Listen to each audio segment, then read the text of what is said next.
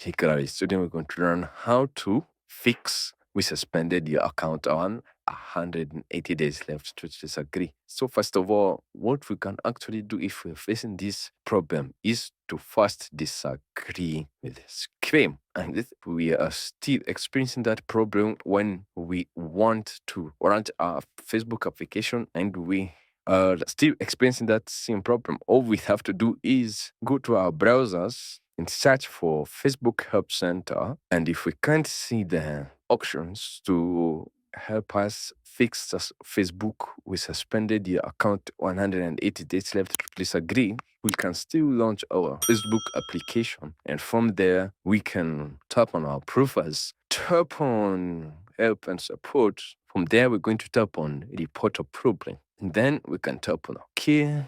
There we can just shake our phone. Then we can tap on report a problem. From there, we can now describe the issue that we want to fix our Facebook. Since they have suspended us and they have left us with 180 days to disagree. And thank you guys for watching this video. Please do like, share, and subscribe if it did help. And I'll see you guys on the next video.